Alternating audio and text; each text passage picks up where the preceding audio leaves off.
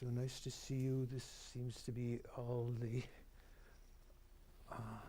more advanced students, or the heartfelt students. Well, courageous students, right?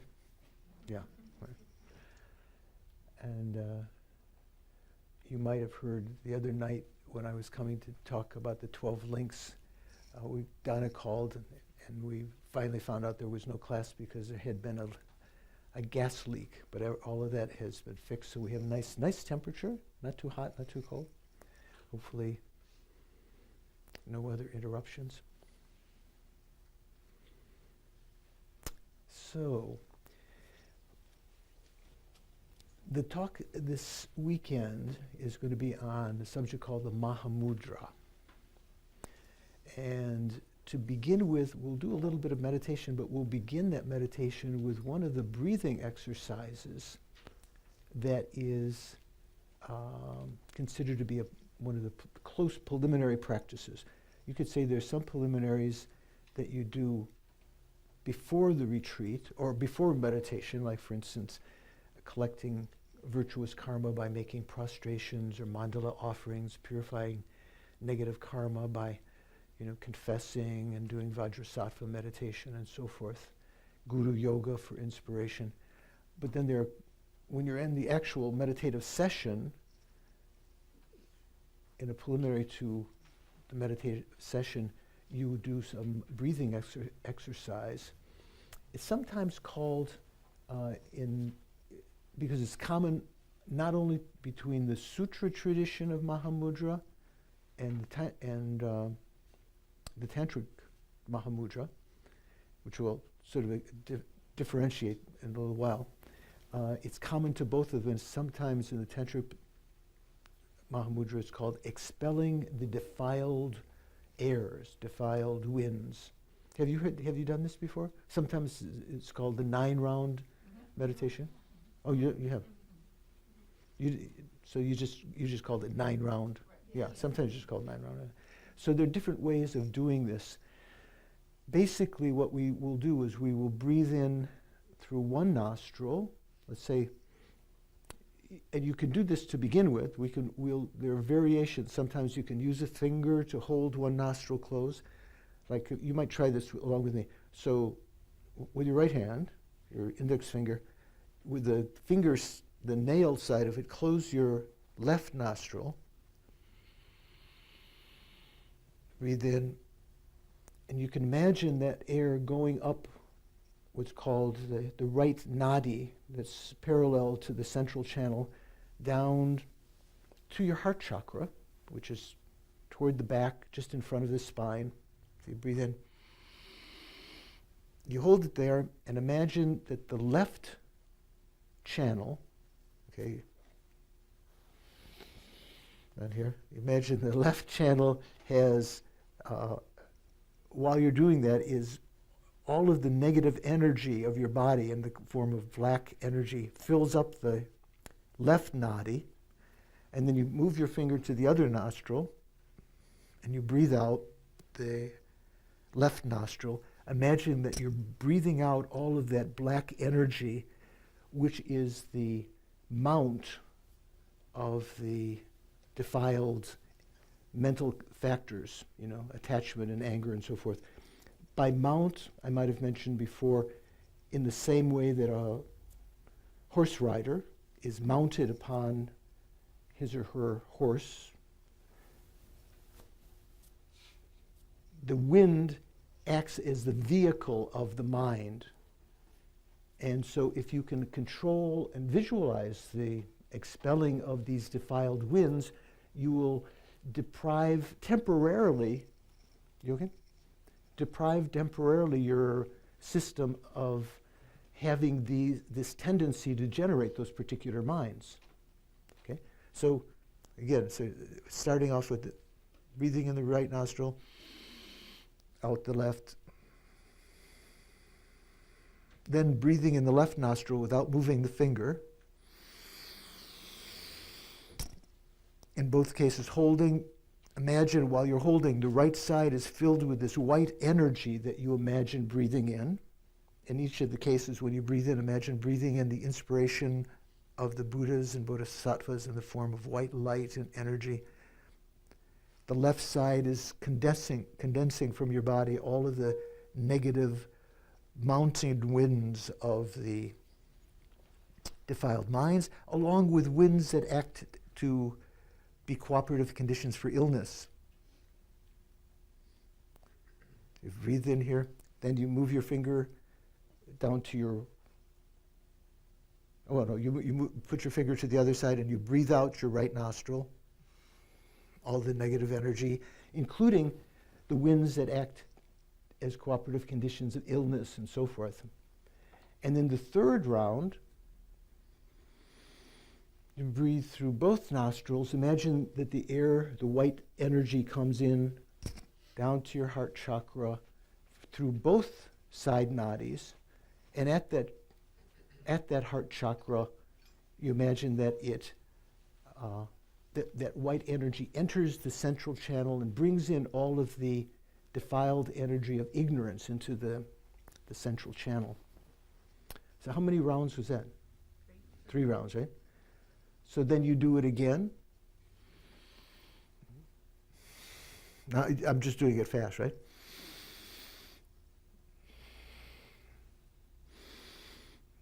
And then a final round of 3. That's one way of doing the 9-round meditation. Is that how you've done it, or completely different? Not exactly. Second? We do a little different. Okay, so they're different, and we will mention sometimes when you get adept, if you were to do this if you do a retreat, after some time, you don't need to close one of the nostrils with your finger, because you can actually just consciously breathe in one nostril and breathe out the other. You know? So you don't have to use the fingers, and also you can do the 9-round like this also. You can breathe in and imagine when you breathe out this, first time, very slowly you breathe out the gross defilements. Then you pause, and then more subtle defilements, and most subtle defilements. So there's already 3 rounds just on one breath, right? Then you breathe in this one.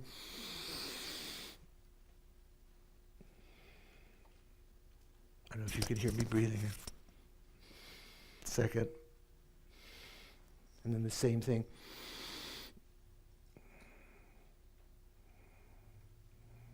So there are many, many different ways you could do. Sometimes it's advised to bring the air to the navel chakra, especially when you're doing other kinds of tantric meditations like Tummo, psychic heat.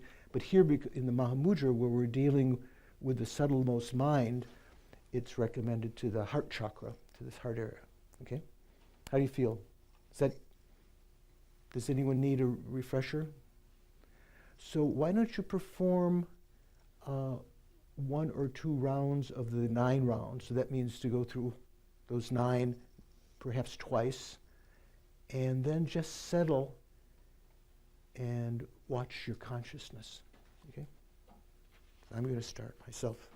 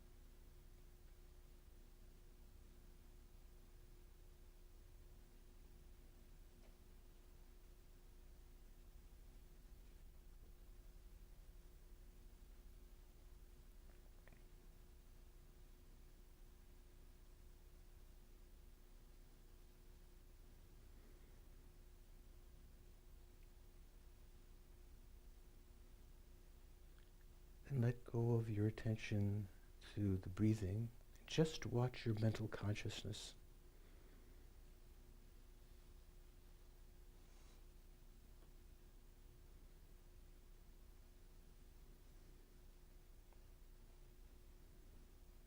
You can scan your other senses. Remind yourself it's not the eye consciousness I'm going to pay attention to. If your eyes are slightly open, that might be still quite apparent. Not my ear, nose, tongue, tactile consciousness. Like a turtle withdrawing its limbs, imagine pulling your attention into your heart chakra.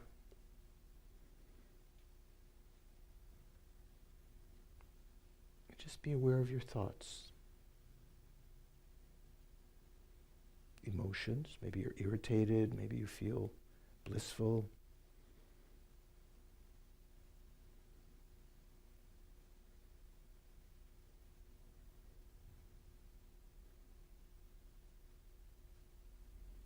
Without getting involved with the thoughts, just be aware of the spaciousness of the mind that allows them to emerge and to dissolve, appear and disappear.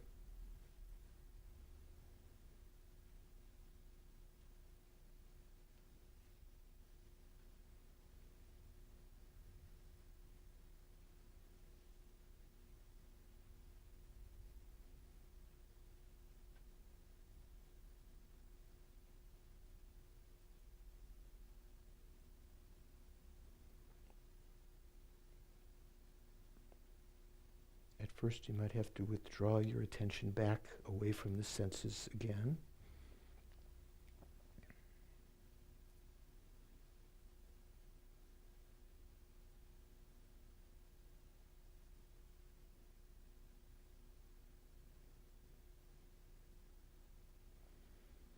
If you sense an idea of that spaciousness within which the thoughts are moving, try to hold on to that sense. Let go of the other thoughts by depriving them of your attention, and put your attention onto that understanding of the spaciousness of the mind, its clear light nature.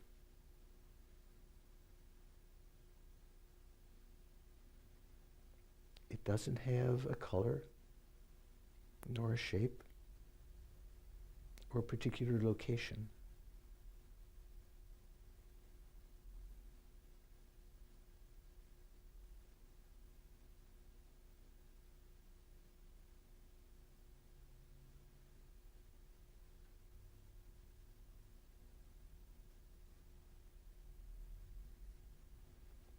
Let go of the sense of your body consciousness, as though your body is irrefutably there, present. That's just an appearance to your mental consciousness.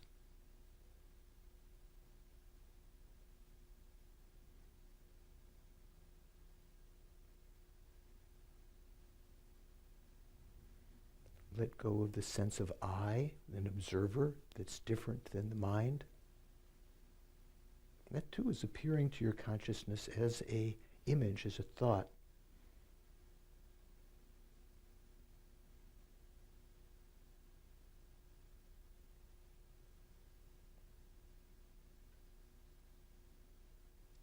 Try to touch that bare, naked, clear light nature of your mind, within which these different concepts and thoughts are arising, images are arising.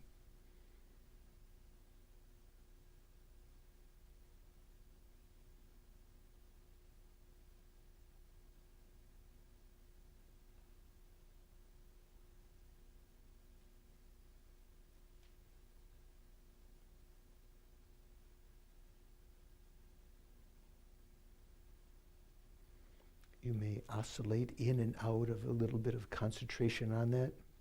Maybe getting distracted, doesn't matter. Go back to that when you can.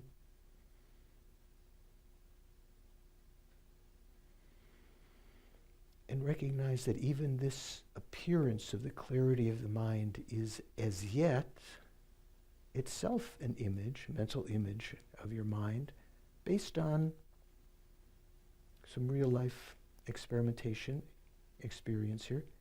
So even let go of that as though trying to sense even the more subtle actual consciousness within which this mental image of the mind is arising, the actual clear light nature of the mind.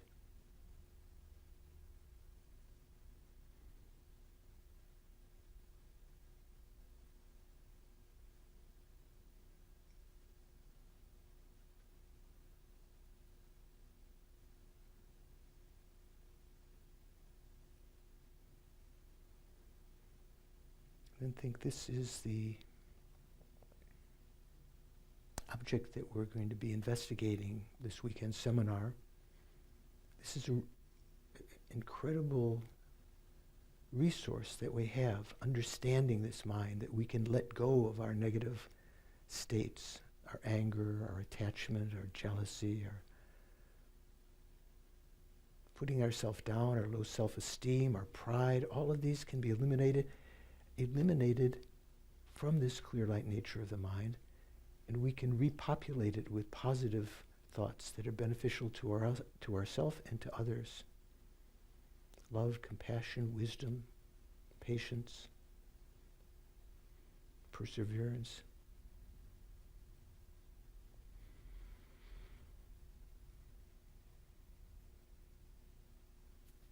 Try to make a motivation for this weekend seminar, especially tonight.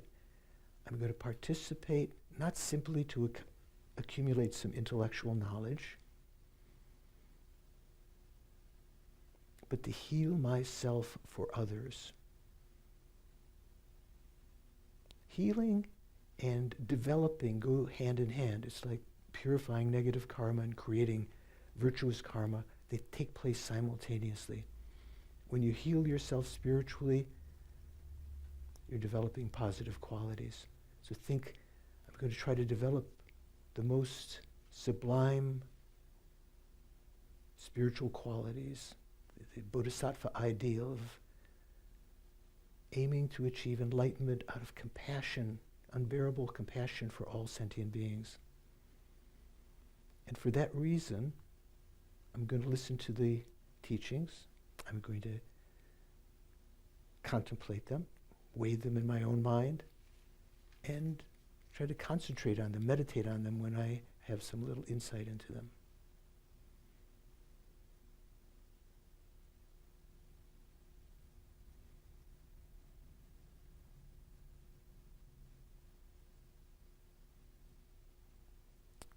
And then relax your attention, relax your body.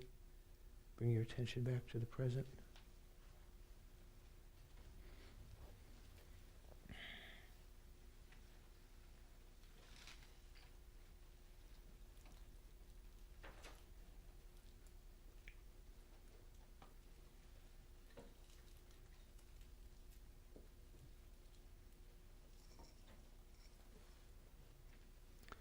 So, how was that? Anyone want to, what is it they say? Seminars. Anyone want to share any observations or questions? How was it? Could you remember? I think some of you said you've done something similar to this before, or maybe exactly like this, the 9-round meditation. Anyone confused? Breathing in when you're supposed to be breathing out, or trying to breathe out the finger, breathe out the nostril where the finger was, or anything like that? I remember when I first went to our monastery in Nepal, 1974, and there was Lama Zopa Rinpoche gave a very simple version, just breathe in white light. Imagine filling your body. This is what we should be doing also when you breathe in the white energy of the Buddhas and Bodhisattvas, your gurus. In that nadi, imagine that it pervades your body, burning up all of the negative energy. Both mental, the vehicles of your mind, and physical ailments, if you've got some chronic problems, even disease. So I would breathe in, hold, breathe I felt very defiled at the time. So I didn't notice anyone quite as bad as me as amongst you. So you're a little bit better condition, I think. Okay, no questions? Comments? Observations? Okay. So the course title is Mahamudra. And I think it was mentioned should have been mentioned in the literature that we were going to approach what was called the Sutra Mahamudra, although that's not an official title. Was it mentioned in the, right, yeah. So what's the meaning there? First of all, what is Mahamudra? This is a book that I would recommend if you haven't already got it, or it's by my teacher, Lama Yeshe, whose picture is up here. You may recognize just to the left of Atisha up there, Lama Yeshe, who was the guru of Lama Thubten Yeshe and the guru of many of the older students. So Mahamudra. Maha, we talked about before, means great. Mudra has different meanings. From the Tantra point of view, Mahamudra has a slightly different meaning than is meant in the Sutra sense. You know what I mean by Sutra and Tantra? Anyone that doesn't know?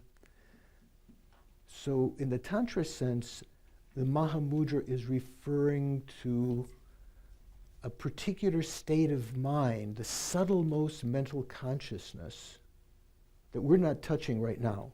We're dealing with the gross conventional consciousness, gross mental consciousness, right? Beyond that, more subtle, and located at the heart chakra, is a very subtle wind which acts as the mount of the subtlemost, what's called clear light mind. Very similar in appearance if you were to get to that place, if you were able to see that, to the clear light nature of the gross mind. But that subtlemost mind can take on a feeling of bliss, mental bliss, through various exercises involving, something a little bit like some of the breathing exercises we're doing now, but done in much more precise ways over a long period of time at different points in the body. So that particular mind, when it is sealed, so to speak, which is one of the meanings of mudra, the great seal, like something that certifies that you bought the property, or you have to go to the notary public usually to get some kind of seal nowadays. The mind, that particular subtlemost mind, when it's sealed with great bliss and is able to investigate emptiness, that's, in the Tantra sense, that's called the Mahamudra. Make sense? You're looking like not quite sure. No, yeah. Is that we're dealing with an approach with the gross mind, not the subtlemost mind. And so Mahamudra in this case has a slightly different meaning, but pretty much the same. Still means great seal. Maha means great. Mudra, maybe you've heard sometime mudra also means hand gesture, like, you're making the mudra for offering water or something like this, or that's one meaning of mudra. Also, mudra sometimes refers to, in certain tantric practices, when male and female are embracing. And it is connected with the same kind of sense of Mahamudra in the tantric sense, that both of the beings that are embracing are referred to as mudras. One is the mudra of the other. But here, the Mahamudra in the sutra sense is referring to the state of ultimate reality, emptiness. It is that state of emptiness which you could say is indelibly sealed within all phenomena. So from the sutra point of view, it's referring mainly to the object of emptiness, also to the subjective mind that realizes emptiness, this gross, within our gross consciousness right now. And it also refers to the methods to bring about that realization. Sometimes the action, the activity. So you have the object of emptiness, the subject of the mind that realizes it is also called Mahamudra, the practices, the actual mechanism by which you can bring about that understanding, which is essentially what we're going to be talking about, the watching the clear light nature of the mind and so forth. That is also called Mahamudra.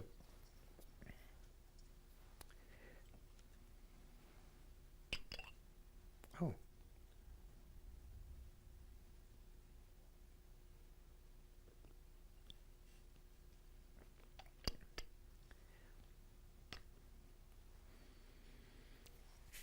If you look through the sutras, and if you look through the Buddha's teachings of Tantra, so the Kangyur, the actual proclamation of the Buddha, you won't find the word Mahamudra in the Buddha's teachings.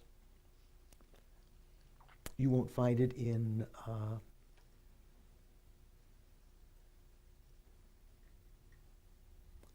the sutra or tantric teachings of the Buddha. The term seems to have arisen from the practices of the Mahasiddhas. Did we talk about that the other day? The great realized ones. Siddha, S-I-D-D-H-A. It's a pretty good rendition of the Sanskrit. How would you pronounce that? Siddha. Siddhas are individuals, beings, who have deep realizations. Those realizations are feats, and I'm not mispronouncing foots, F-E-A-T-S. Those realizations or feats are called siddhis, S-I-D-D-H-I. I'm putting the S on in English. The Sanskrit word, plural, wouldn't have an S on the end, of course. Siddha and siddhis. So have you heard of the 84 Mahasiddhas? Any of you? No? No? You have. 84,000 teachings of the Buddha? Not related to, well, who knows? Generally not related to that, but it's 84, right? Herb, you've heard of the 84 Mahasiddhas? I've heard of them, but That's a bit, yeah. They could be anyone's, yeah. Any name that I gave you, you say it could be, yeah. So the Mahasiddhas, Laura, were you gonna? No. I forgot your name. Is it Laura? Yeah, okay. You caught me on a lucky. I usually don't remember names very easily. Maybe starting a couple of hundred years after the Buddha, there are indications in literature of great tantric adepts in India, practitioners of Tantra. Although you don't find that they wrote books right away, they were practicing the teachings, especially of the Tantric Mahamudra, to try to realize emptiness with the subtlemost mind. Around that, let's say about 400 years after the Buddha, it's said that Nargajuna, you've heard of Nargajuna? Great. Well, both in Sutra and Tantra, Nargajuna is said to have given teachings on emptiness, his fundamental wisdom, Mula Prajna, famous text that was the basis for all of the further expositions about emptiness, revivifying Buddha's teachings about emptiness that Shakyamuni Buddha had given in the sutras, 400 years before that had laid a little bit dormant, the Mahayana teachings. Nargajuna is also counted amongst the 84 Mahasiddhas. Some of the other ones, one of them was called Saraha. Have you ever heard of Saraha? you might find it very interesting. There are biographies, translations of the biographies of these, very inspiring. Saraha was a Fletcher. Do you know what that means? Fletchers for arrows. Yeah, someone who, arrow maker, yeah.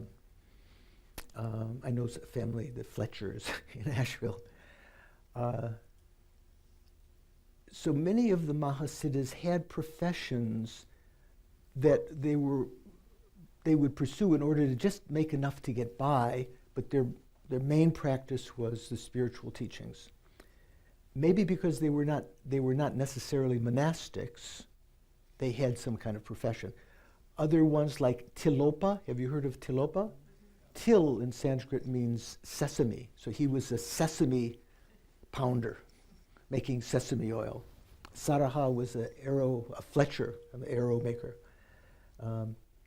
Not all of them took the names of their part-time professions, but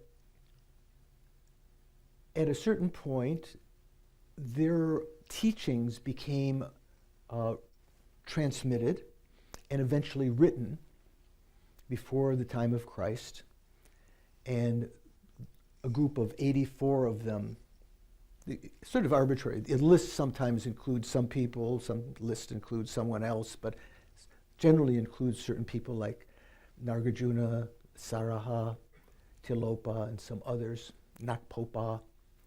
They had incredible ability to do, one of the famous ones was, and I'm not sure which one it was, and maybe this was Nakpopa, but we can see the stories. He was a monk first, then he gave back his vows and went off to meditate in the forest. And the king had heard that he was not there alone. He had a consort, like a lady friend. And in order to humiliate him, he brought him to town. He said, "You were supposed to be a monk, now you're doing this." And at a certain point, I know they went back and forth, accusation and so forth. Finally, this Mahasiddha, he was actually practicing the Tantric Mahamudra. He embraced his wife, and they appeared as Chakrasamvara and his consort, I think.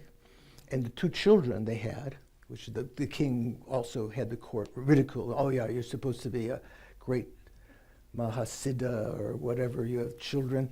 The two children became Vajra and Bel. The boy became a I Vajra. didn't catch that. You touched it, what's your mind? You didn't get that. Did you see that? Sometimes that lady, I won't say her name, or that guy, I've got a boy's voice, it hears its name. You're supposed to say, "Hey," this person. And it picks up something, and then it says, "I didn't catch that," or it even interprets something that you're saying as a question. So anyway, that's good. So he embraced, his son became a Vajra, his daughter became a Bel, he embraced his wife, and they rose up in the sky, and the king went. And all of the criticism, you realized all of the criticism and the townspeople that had thrown mud and so forth, that this was not an ordinary being, this was a Mahasiddha. So this term Mahamudra arose amongst the writings of these Mahasiddhas, great Siddhas. So a Siddha is someone who has some special feat or realization. The Mahasiddhas were the ones who were in the Buddhist path, trying to achieve that realization of emptiness with the subtle, most blissful mind realizing emptiness, which would bring them to, if they could achieve that, to enlightenment even in one lifetime, that might otherwise in the Bodhisattva path take 3 countless great eons. Have you heard that before? No. How long is countless eon? Beyond count? Can't imagine? Actually, it's a number, countless. They only went up to a certain number and they stopped. That number was called countless. Many of you here were kind of in the research triangle, so you know mathematical notation. If I say 10 to the 59th, do you know what that means? 10 to the first would be 10, it's just 1 followed by 1 0, 10, right?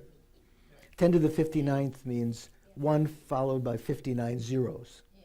So that they didn't have, in Sanskrit, they didn't have, at a certain time, they didn't have any number. They had names for all the numbers up to that, but there's no name for the numbers after that. Later, maybe they gave names to, I don't know why that's such a large number. But that, when they talk about 3 countless great eons, it's referring to an actual amount. It's not like, oh man, gazillion. You know, like it's just uncountable or something like that. Now, their techniques for the Tantric Mahamudra and Nargajuna's techniques to bring about a realization of emptiness on the Sutra side. Nargajuna was also a practitioner of Tantra. He wrote extensively about Tantra, especially the Guhya Samaja Tantra. Nargajuna also wrote essentially all of his texts on emptiness were on Sutra Mahamudra, how to realize emptiness, the mechanism, not just the theory of that, but he wrote texts on how to realize that. That's a basis for the Sutra Mahamudra. So those teachings were transmitted over time, and especially in the transmission to Tibet, in the Khargyu tradition. You know, you've heard of the Khargyu tradition. They revere the transmission from various of their teachers, especially Marpa and Naropa, passed on to Marpa. Naropa was a student of whom? You know? No, the other way. No. Naropa was a student of Tilopa. Naropa was a famous scholar at Nalanda, the monastic university in India, maybe around, I'm not sure exactly, maybe around 900 or the late 800s. And sometimes Naropa is also counted amongst the Mahasiddhas. Naropa felt a little bit proud. He knew all of the sutra teachings, maybe even tantra teachings, but he hadn't the real taste of it yet. He was an incredibly bright guy, the crown jewel of all the pundits of the time, the realized ones. And at one time he was giving a talk somewhere, and afterwards he was coming down, walking around, and maybe feeling a little bit satisfied with himself. And an old lady appeared, who turns out actually was an emanation of female aspect of the Buddha, perhaps. And she asked him, do you understand the words that you were talking about? Do you know what you were talking about? And he said, yes, of course. And she sort of smiled and laughed. And then she said, but do you realize the meaning? Have you realized the meaning of those words? And he said, oh, yeah, of course. And she started crying and pulling her hair and screaming, and then sort of disappeared. You're not sure if she just, went behind some fog or a tree, or she just poof. And he thought, well, wait, what's happening here? And he began to search to find out how to get this real taste. She had kind of implied he might know the words, but he didn't know the meaning. So he searched for a long time. He came to the conclusion that his guru, by hearing it from the sky, would be someone named Tilopa, who was the one who crushed till, sesame seeds.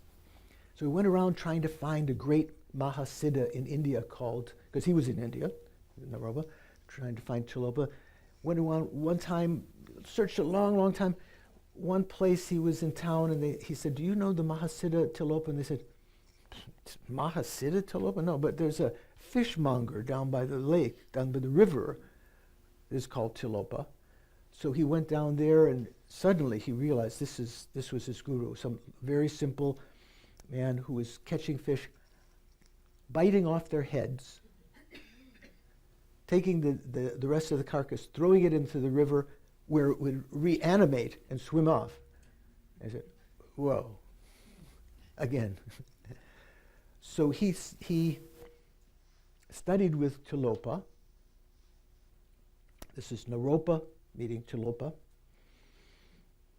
And Tilopa sent him onto, I can't remember, 9 or 12 great deeds, kind of like the labors of Hercules. Is it Hercules? Not Hercules. Who is it?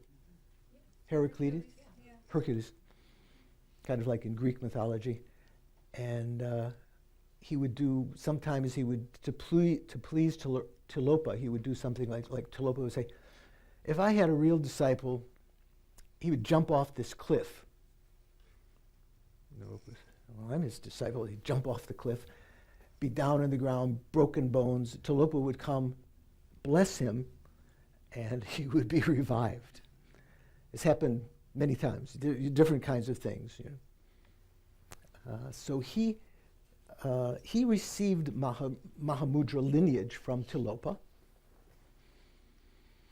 In fact, I was very fortunate last year to receive transmission of that particular teaching that Tilopa gave Naropa on the banks of the Ganges River. It's called the Gangama. You know, in India, the Ganges is called Ganga.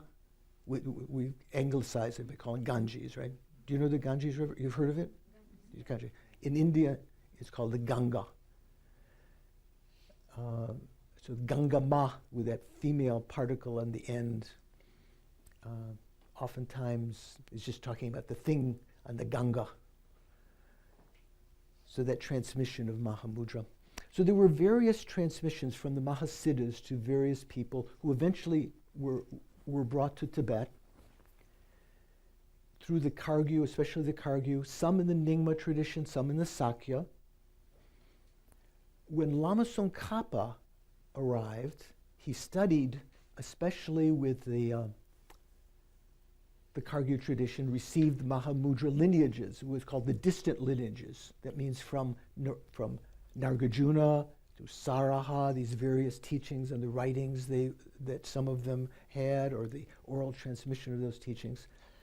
But Lama Tsongkhapa, you may know, we believe, was an emanation of the Buddha, like His Holiness the Dalai Lama, we believe, is not an ordinary being. Lama Tsongkhapa also had a direct communication with the Buddha of wisdom, Manjushri. And Manjushri gave to Lama Tsongkhapa what's called the short lineage, the direct lineage, an ear-whispered lineage. In addition, Lama Tsongkhapa also received all these lineages from the Mahasiddhas, but also the short lineage from Manjushri on the Sutra Mahamudra. And that's basically what we're going to be talking about this weekend. Just a little overview.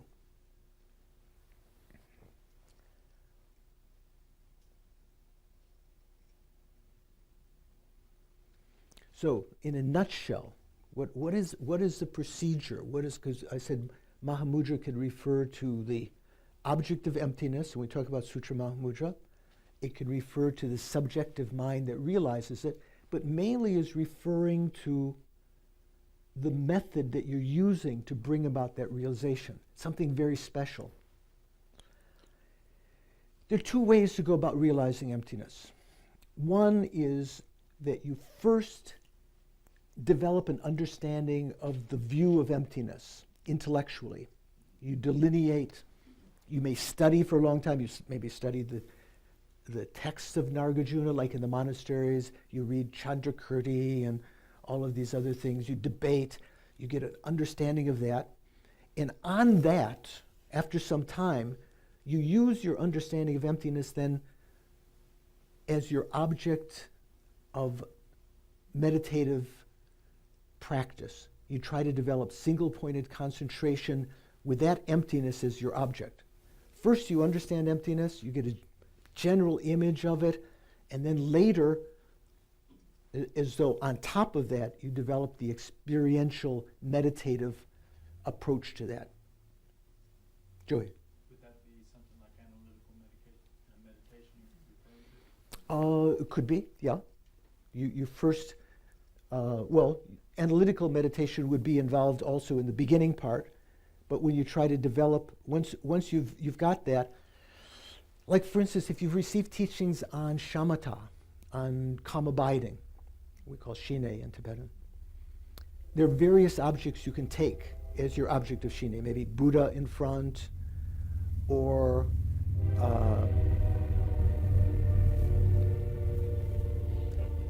it's always synchronistic.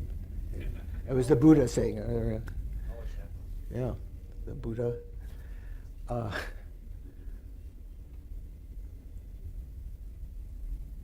You can take various things as your object. You can take, for instance, love and compassion as your object of shine. But you can actually take emptiness as your object of shine if you have understood it correctly first. Then you develop shine with that as your object, and then you develop vipassana to be able to realize it. Whereas in the Mahamudra, and well, of course, that is suitable and incredibly profound, and many, many great beings, that's how they've realized emptiness. Delineating emptiness first, and on top of that, developing a meditative experience. Whereas in the Mahamudra, it's the other way around.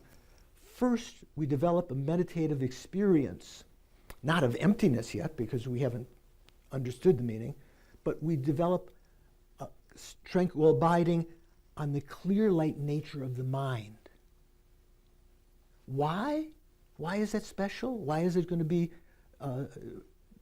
something that we can add the understanding of emptiness onto later, the correct view of emptiness on?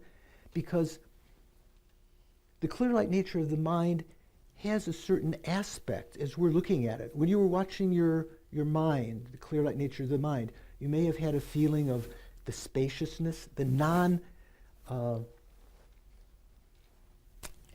it's formless, its unobstructing nature, which is similar to the aspect of emptiness. Emptiness is said to be a negative phenomena that doesn't affirm anything else. It just negates existence. If you might have had a chance to listen to the talk, was it last night on the Heart Sutra? Yes. I mentioned about emptiness is the experience at first, which was what's called space-like meditation on emptiness. If you have that view, it's not as though if you're meditating on the emptiness of visual form or the form of your body, it's not as though at that point the form is there qualified by something else. There's no form at all in that meditation on emptiness. One of the verses in the Heart Sutra, in emptiness there is no form and so forth. There is no eye, no ear, no nose, no touch, and so forth. It's what's called an absolute negation, a non-affirming negation. Doesn't affirm anything else in its place. Just space-like vacuity. So the object in the Mahamudra, the Sutra Mahamudra, is the clear light nature of a mind. It shares some qualities with the meditative experience of emptiness, and also the post-meditative experience of emptiness. If you were to have experience of the clear light nature of the mind, it's said that when you arise from that meditative experience, you haven't realized emptiness yet. You just have this long period of time you're concentrating on the clear light nature of your mind. No other thoughts are occurring in your mind. You arise from that, and it's said that everything else around you looks insubstantial. Kind of like doesn't have the same solidity that it seemed to have before, which is another feature in common with the experience post-meditation on emptiness.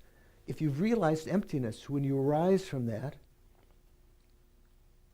we say there are two stages of meditation on emptiness. The space-like meditation on emptiness, where only that vacuity appears. And then the post-meditative experience, what's that called? Does anyone know? The mirage-like meditation is everything seems like a mirage or a dream. So even though you're meditating on something different, here when you're meditating on the Mahamudra, the Sutra Mahamudra, we're looking at the conventional nature of the mind, not the ultimate nature of the mind. But there are certain similarities both in the meditative state and in the post-meditative state to the experience of emptiness. And, that's just peripherally, the real special feature is that by familiarizing with the mind, the conventional nature of the mind, then when you add the view, you will be realizing not the emptiness of form or trees or the Buddha or yourself. You'll be meditating on the emptiness of the mental consciousness, of the mind.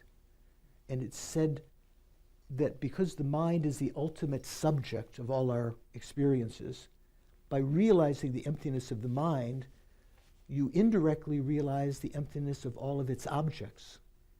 So in one fell swoop, you can make very rapid spiritual progress. Make some sense?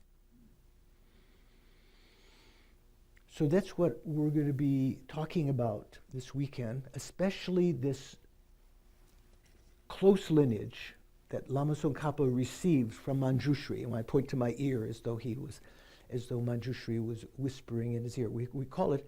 And for some time after Lama Tsongkhapa passed it on originally only to a select number of disciples, maybe one at a time or in a small group. That's why it's sometimes called the whispered lineage, or the ear-whispered lineage, or the ear lineage. You might think it's like there's a rosary of ears or something. Not like that. The ear lineage, ear-whispered lineage. Lama Tsongkhapa passed this very special lineage, which became called the Gelugpa. In this word Kagyu, like we say, the Kagyu tradition, it can mean sometimes the title of the text that is the Tibetan text is the basis for this is Gelug Kagyu Mahamudra. And you might think, oh, it's a combination of the Kagyu and what Lama Tsongkhapa received from Manjushri, this close lineage. But there's also a tradition that says that's actually referring to the Ka means speech, Gyu. It's almost like the ear-whispered lineage of the Gelugpa. Okay, so that's the text. The text itself was composed, and it was composed by an individual called the Panchen Lama. Have you heard of the Panchen Lama? Yep. So he also wrote a commentary. He wrote a very brief text that is the basis for commentaries. In fact, we're going to read that as for part of the course. It's at the end of this book. It's Highway of the Conquerors, the Mahamudra root text of the precious Genden oral tradition. Genden is another name for Gelugpa. Gewa means virtue. Denpa means having, the virtuous tradition. When Lama Tsongkhapa was first assembling disciples, his tradition had various names. One time it was called the Genden tradition, the virtuous tradition. Sometimes later they wore yellow hats. The British pundits that came, they called it the yellow hat tradition. Have you ever heard that? It's not a Tibetan name at all, so it's just like Western kind of idea. Later they were called the Kadampa, for the name of the monastery that Lama Tsongkhapa created, called Ganden. I don't know if any of you anyone been to Tibet here? No. There's one of the three main monasteries near Lhasa is called Ganden. It's also the name of one of Robert Thurman's sons. His daughter is named Uma, right? Which is a play on words because Uma is the name of the Hindu goddess who is the consort of Bhairava, the wrathful deity, but Uma also is the name for the middle way, Majjhamaka. And it's also the name of the central channel, the middle channel that goes from your brow chakra to your crown. So when he named his, I think that was his first child. I think Uma was his first child. You know who I'm talking about, the movie actor. So he's kind of a play on words. He's satisfied the Hindus and the Buddhists and the Majjhamakas and the Tantrikas and everything. One of his sons is called Gandhan. But later it became the Ge Lukpa, so the virtuous tradition. So here it's at this time it was called the precious Gendin oral tradition by the first Panchen Lama, Losang Chukyi Gyaltsen. So a little bit curious because if you look at the commentary that this Lama wrote to his very condensed text, it's still it's understandable, but it's kind of a little bit cryptic. He wrote an auto commentary to it. You can write a commentary to the teachings of someone else. If you write a commentary to your own composition, it's called an auto commentary, right? Make sense? So that commentary, in the colophon of that, it says composed by the fourth Panchen Lama. So this one says the first Panchen Lama, but it also has the name Losang Chukyi Gyaltsen. So do you know what's that about? I might have mentioned this the other day. Do you know the story how the Dalai Lama, the first Dalai Lama, was he called Dalai Lama when he was alive? No. How about the second? Third? Third. Went to, you say?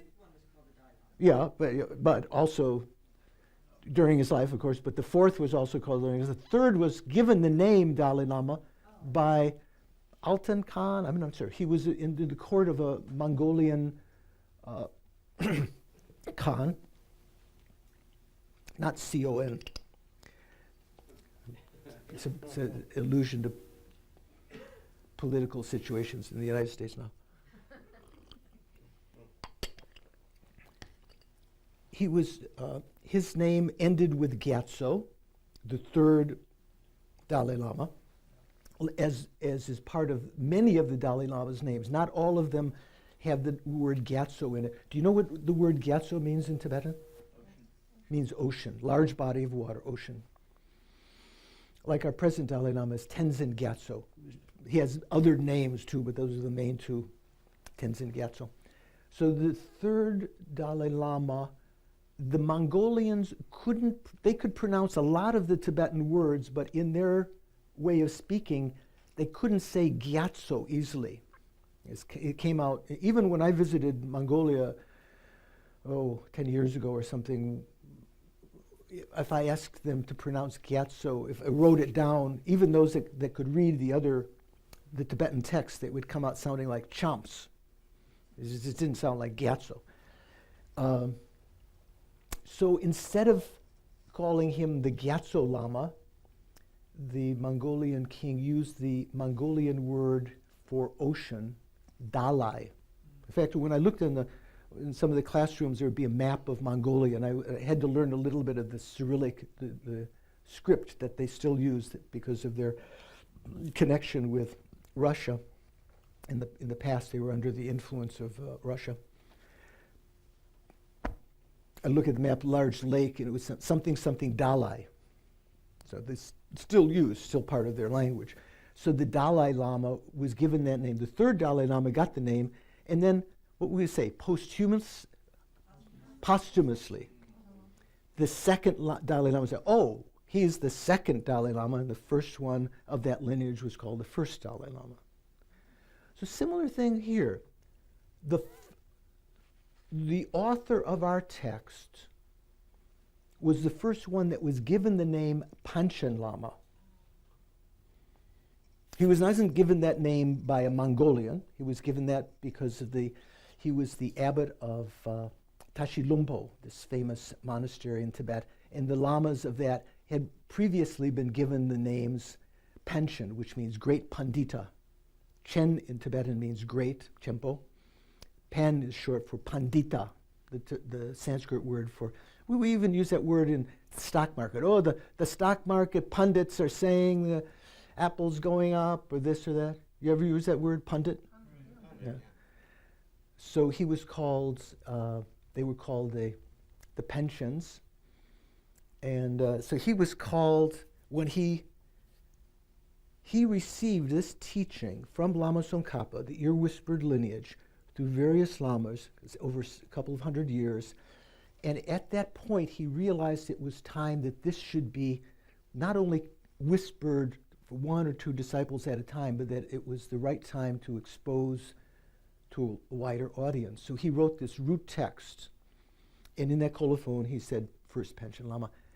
When he wrote the commentary, it was already, apparently by that time, people had enshrined that the previous three incarnations, as opposed to the Dalai Lama, which was the previous two, there was a third Panchen Lama, so that was, now he was the Panchen Lama, although he wasn't called the Panchen Lama at the time. The second one, the first one. So now the first Panchen Lama is someone back there, and he was called the fourth Panchen Lama. So there's a little disparity between the root text and the commentary. They're written by the same person. At one point he was called the first Panchen Lama, later is called the fourth Panchen Lama. I have not seen that anywhere in any of the commentaries I've read. It's very interesting because sometimes in the same volume it will talk about the root text by the first Panchen Lama, Losang Chökyi Gyaltsen, and then the commentary by the fourth Panchen Lama, Losang Chökyi Gyaltsen, not being confused by that. It was interesting they had the exact same name, but it was because of that interesting situation. So the first Panchen Lama, or in this case the fourth Panchen Lama, this individual Losang Chökyi Gyaltsen, who wrote the root and the commentary that were basing Lama Yeshe's teachings based on both the root text and the commentary. He was said to be a reincarnation of Ensapa, Gyalwa Ensapa, who was in that lineage from Lama Tsongkhapa to the first Panchen Lama, or fourth Panchen Lama, Losang Chökyi Gyaltsen. His direct guru was called, I think, Losang Yeshe, but the previous Lama in the lineage that had come from Lama Tsongkhapa was a great Tibetan master called Gyalwa. Gyalwa means victor, like conqueror, and Sapa. It was maybe named after the place in Tibet that he was from, I'm not sure. He was considered to be a reincarnated Lama. And Gyalwa Ensapa is said to be someone who achieved enlightenment in one lifetime through this Geluk Mahamudra, this close lineage, in his suite of rooms at Ganden Monastery. I believe it was Ganden, I'm not sure. His Devung Sera, I think it was Ganden. Or Tashi Lumbo, I'm not sure where, actually I don't know which monastery it was. But he himself was a Lama, and he had his own suite of rooms. He was someone who was recognized as a reincarnation. And as today, reincarnated Lamas would often have accumulated from the previous times of their reincarnations housing and some money that would allow them to live in relative comfort. That kind of housing is called a labrang. Maybe if you visited Sera. Anyone visit Sera here? Did you visit Osel Labrang, where Lama Osel lived? Anyway, labrang means the residence of a Lama. Labrang. And so Gyalwa Ensapa, the previous incarnation of the first of Losang Chökyi Gyaltsen, was someone who achieved enlightenment in comfort, as opposed to Milarepa, who lived in a cave, only one little white cloth and one bowl that got broken and everything. When one of our nuns, I think she might have been here at one time, visited long time ago, Thubten Wangmo, Ani Thubten Wangmo. Ani Thubten Wangmo wanted to do, or Lama told her she had to do, she didn't want her to do, she told her to do a 3-year retreat. And like Ensapa, her father had written Gunsmoke. Hollywood, you know, that thing on TV? Western, yeah, that Western.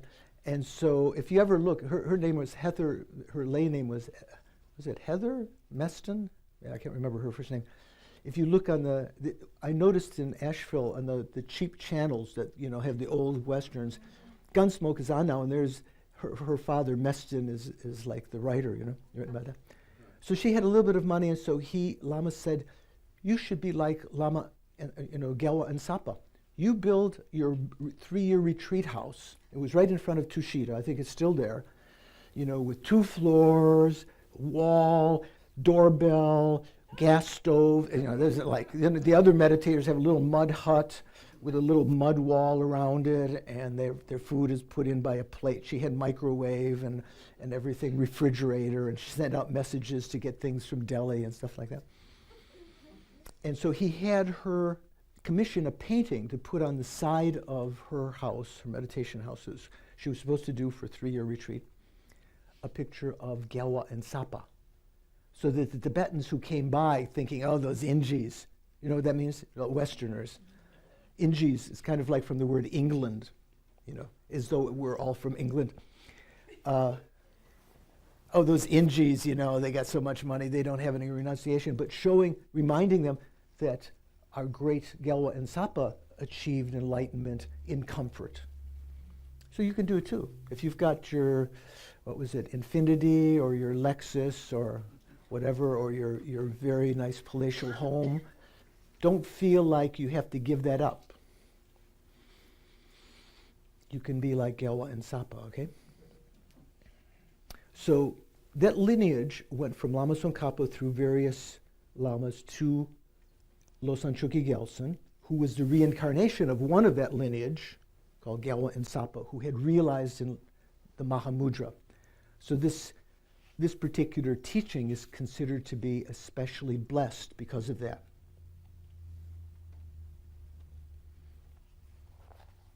So I'll just read a little bit of this as we go along and comment on it.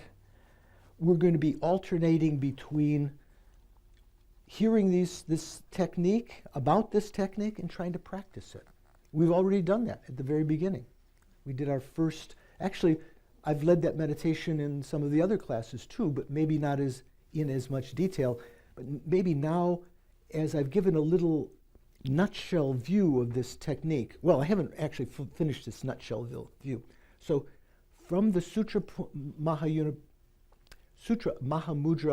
close lineage from Lama Tsongkhapa, which is not exactly the same as the Kargyu Sutra tradition, a little bit different. What one does is one, first of all, has a meditative experience of the clear light nature of the mind, which is what we're doing.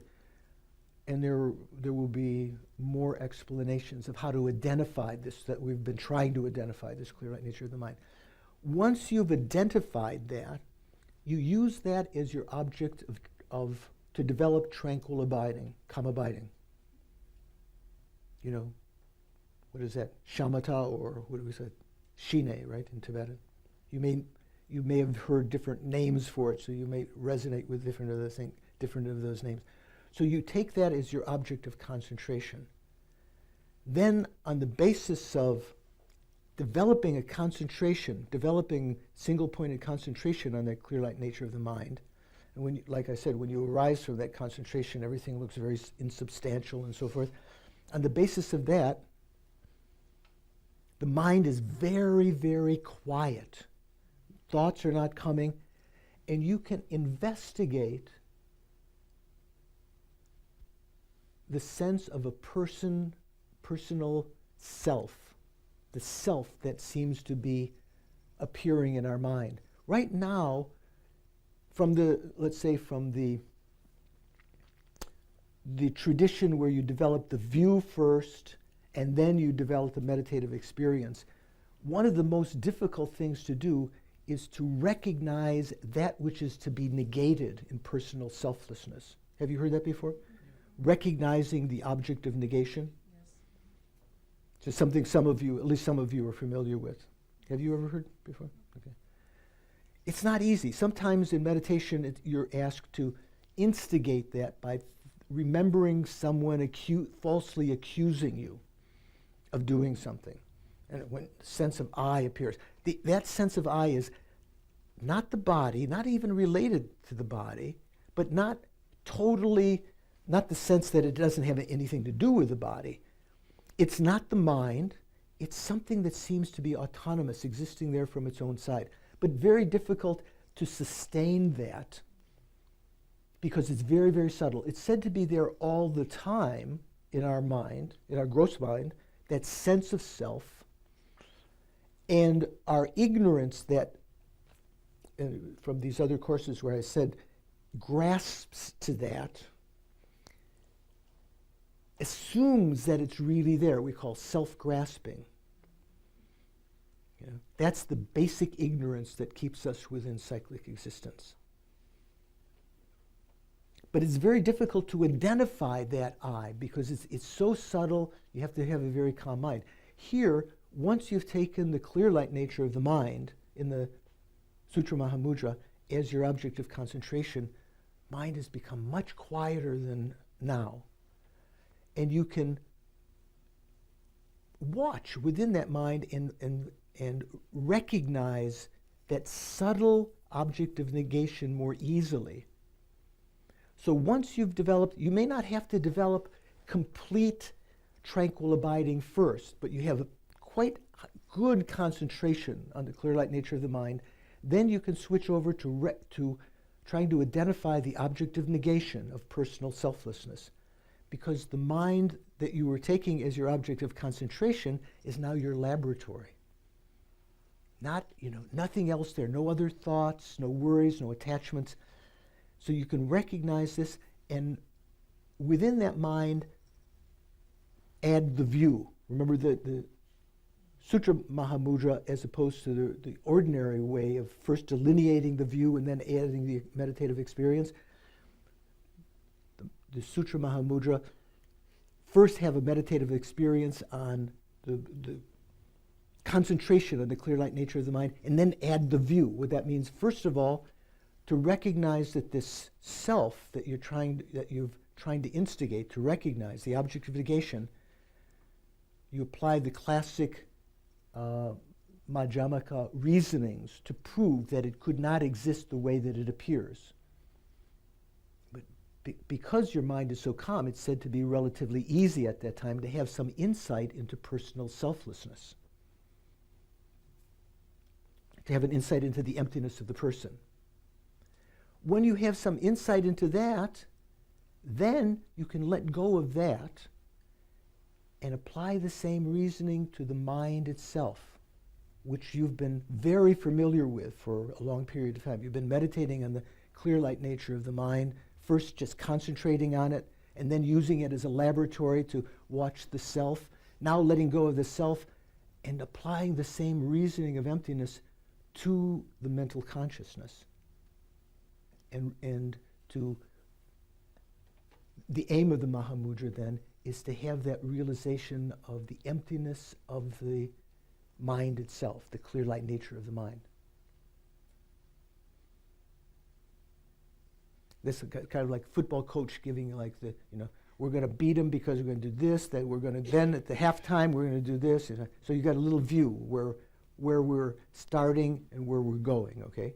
Kind of like in a nutshell, or a watermelon maybe, as you say. It was it's too big to be a nutshell. That was more like a cantaloupe or something. Okay. Any questions? How are we doing? Making sense? Okay. Oh, okay. So let me start reading a little bit here. This same text is translated in other places. You can find it, the root text. I also have a translation here by old Alex Berzin, from his book, the Dalai Lama's book on Mahamudra, that Alex kind of edited and had translated various of the teachings. That is an excellent book. I don't have it with me, but if you wanted to augment this with a book, that would be very excellent. That's much thicker and a lot of teachings by the Dalai Lama going into a lot more detail. Also, another very incredibly good and valuable source is this book that I'm not sure if it's still in print. You may be able to find it used. Maybe you can find it. Echoes of Voidness by Geshe Rapton. It was translated by Stephen Batchelor, who's sort of renowned nowadays. It has 3 parts to it. One part is the Heart Sutra. The second part is the wisdom chapter of the Madhyamaka Vatara, Chandrakirti's text. And the third part is Geshe Rapton's commentary on the Mahamudra, the same Gelugpa Mahamudra. Geshe Rapton was Lama Yeshe's guru and Lama Zopa's guru. Geshe Rapton was the Lama who told Lama Yeshe, you should take this boy Sopa to be your disciple. Because Lama Yeshe was still student, older student at the time, much older than Lama Zopa Rinpoche, 10 years older. And he took Lama Zopa to be his ward, so to speak. He was a Rinpoche, Lama Zopa was a Rinpoche, at the behest of Geshe Rapton. So there's some close relation. So this particular, the third part of this text, very, very excellent. Geshe Rapton, just fantastic Lama. He was one of my teachers, and so the last third of the book is his presentation of the Mahamudra. So if you get a chance, if you want to delve into this as your life work, it would be nothing more sublime that you could do with your life than to devote the rest of your life to realizing Mahamudra. So this would be a good start, Geshe Rapton's book, and then the book that Alex translated of His Holiness's teachings. There are many books you can find, Kargyu Nyingma on Mahamudra, by Westerners, by scholars, so many, but I'm not so sure. What's the exact title of the book you're holding? This is called Mahamudra, How to Discover Our True Nature. It's in the bookstore, and if you like it on your iPad or your Galaxy or whatever, you can go to Amazon.com, and in 1 minute you can download it. I think it's about the same price as the softbound edition. Okay. Yes. What was the name of the book by His Holiness the Dalai Lama? The Gulu Kagyu tradition of Mahamudra. The what? Yeah, she was putting it there so that it's on the tape. So what Yeah, was I was asking what was the name of the book by His Holiness the Dalai Lama? And Venerable says it is the Gulu / Kagyu tradition of Mahamudra by the Dalai Lama, with Alex Burson. Alexander Berzin. So you can find that also on Amazon. And I don't know if it's a PDF. You also. can there's no PDF of it. You can get it on Kindle Amazon used for $8.49 plus shipping, and you can get the Kindle for $29.95. Oh, the Kindle. That's what I meant. Not necessarily There PDF. Yeah. Repeat it one more time. The Gelug, Gelug / Kagyu, Kagyu, tradition of Mahamudra. So that Gelug / Kagyu, some people take that to mean a combination of the short lineage that Lama Tsongkhapa heard, along with the long lineage that came through the Kagyu tradition of the Mahamudra. But also in the Gelugpa it said the Kagyu doesn't mean the Kagyu tradition, it's referring Kagyu, the oral tradition of the Gelugpa whispered lineage. So there's a little, you can take it both ways. Okay? We okay? So I'll start. Namo Mahamudraya. It's a homage in Sanskrit, even though it's a Tibetan text. Homage to homage. What is it? Homage or homage? Herb or herb? Okay. Herb. Homage to Mahamudra, the all-pervasive nature of everything. So the first verse is coming, that's just a homage. First verse is, will be understood. I bow with respect at the feet of the incomparable Guru, the Lord of Siddhas, who teaches the naked state of reality, indivisible and inexpressible sphere of the Vajra mind, You know what the word Vajra means? It's the implement that you see in the rituals when, maybe Geshe is holding in his right hand the Vajra and ringing a bell, a Ganta, in the other hand. Tibetan word for Vajra is what? Adamantine. Adamantine's English. Dorje, right? Like you probably know someone named Dorje is a common name. The bell is in Tibetan is called Dilbu, like there's famous Gantapa, Dilbupa, different people named that. So Vajra symbolizes it symbolizes several things, like the inseparable union of great bliss mind realizing emptiness. The two sides of the Vajra, joined as one. Remember I mentioned from the Tantra point of view, Mahamudra didn't refer so much just to how to realize emptiness with the conventional mind.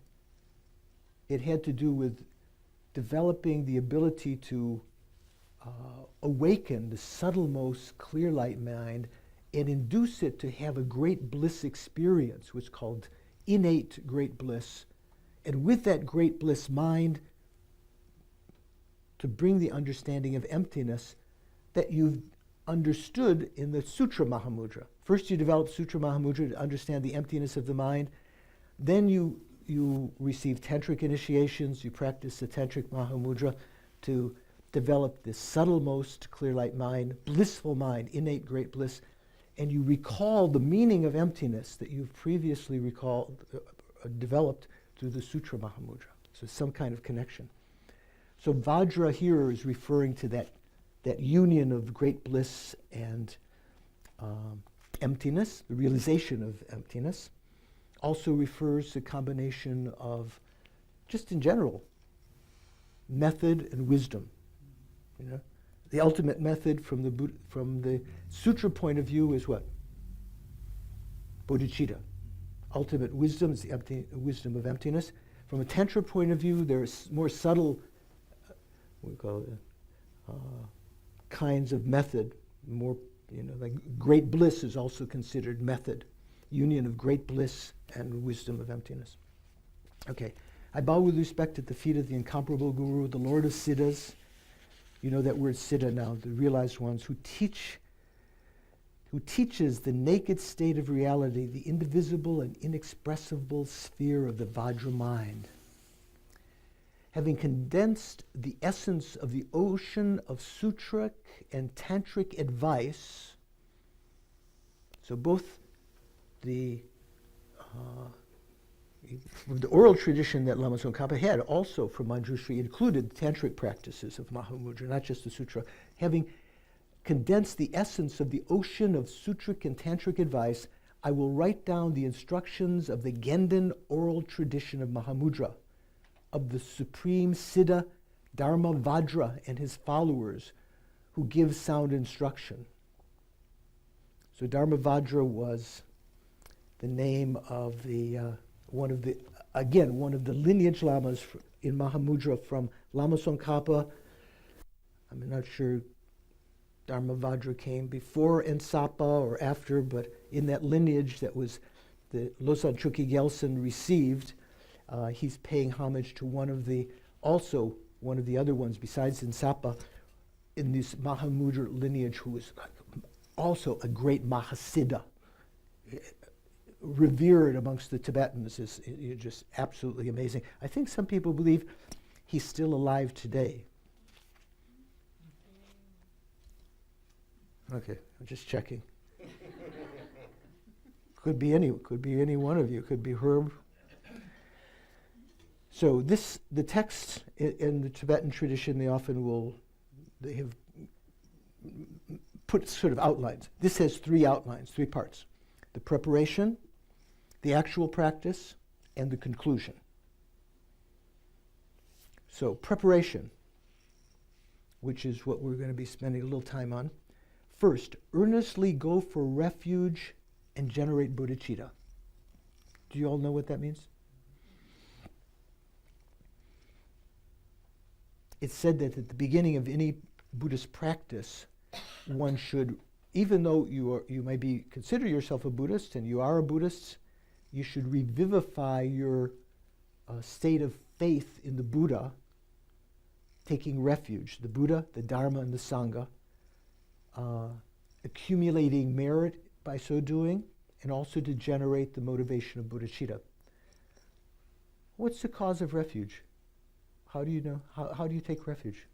You just say you have to say it in a certain way, certain words. Namo Gurubhya, Namo Buddhaya, Namo Dhammaya. Is that taking refuge?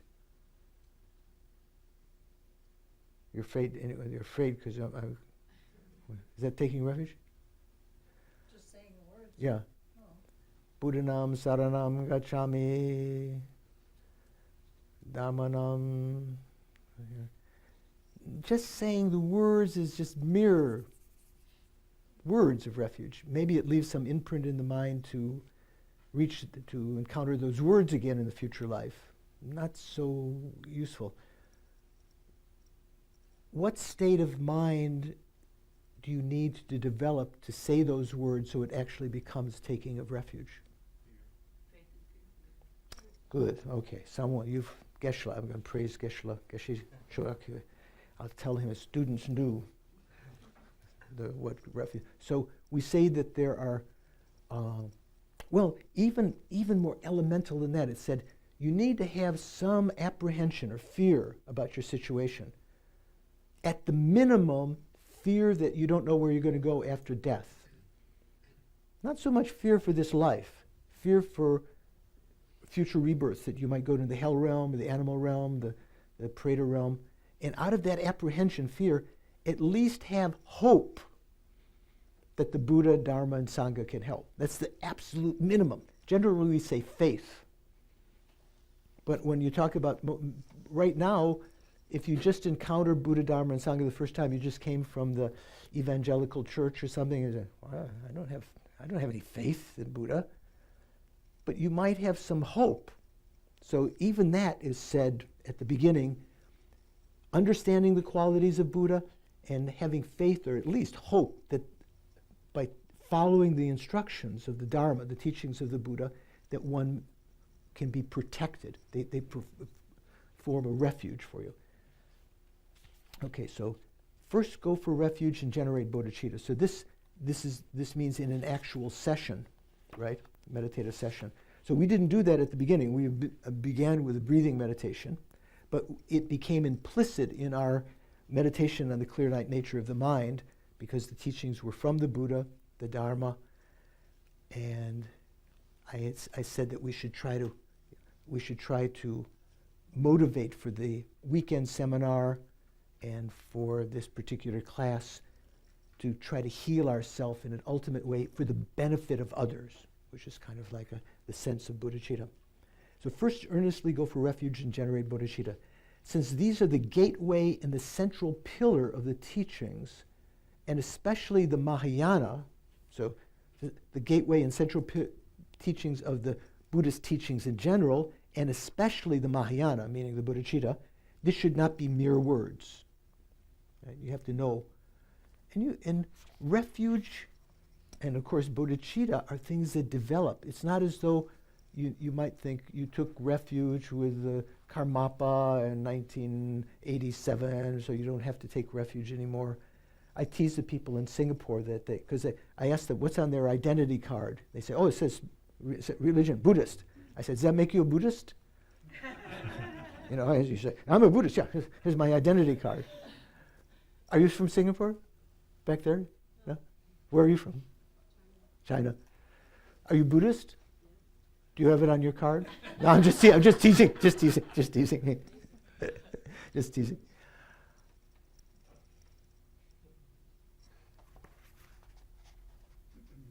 So we have to try to develop that first of all at the beginning. Because seeing the reality of mind depends on amassing the collections. What does that mean, the collections? And purifying negativity.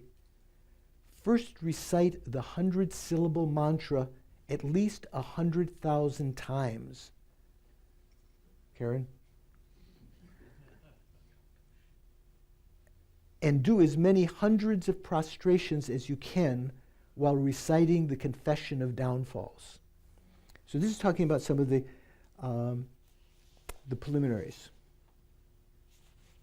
And then, actually, another preliminary. From your heart, make repeated requests to your root guru, who is indivisible from all the Buddhas, not invisible, indivisible from all the Buddhas of the three times. So it's talking about reciting the 100-syllable mantra of whom?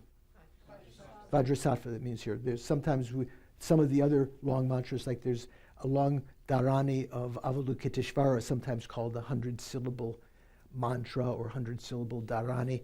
But here it's referring to the 100-syllable mantra, the long mantra of Vajrasattva. So it's not enough to say 100,000 times, Om Vajrasattva Hung, Om Vajrasattva Hung. You have to do the long one. Okay? So it's worthwhile memorizing that now, if you haven't. Did you say you memorized that? So I was very pleased that some of you said that you've memorized that mantra, because when you do a retreat, if at that time you're just saying it for the first times, looking at the paper, it takes you a week or two before your tongue gets used to saying that. So if you're used to saying that now, when you try to collect these things, it's easier. So here it just mentions three things. It's got a catchy tune, which makes it easier. It has a tune? I didn't know that. Okay. Whose version are you using? Beyonce or? I'm not sure. Sometimes if you go to YouTube, you can hear like Om Mani Padme Hung and from Taiwan or China or something.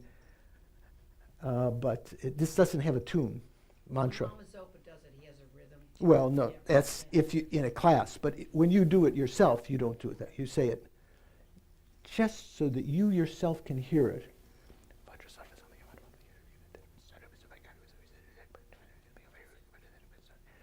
Just so you can hear it. You heard me because I'm speaking in the microphone.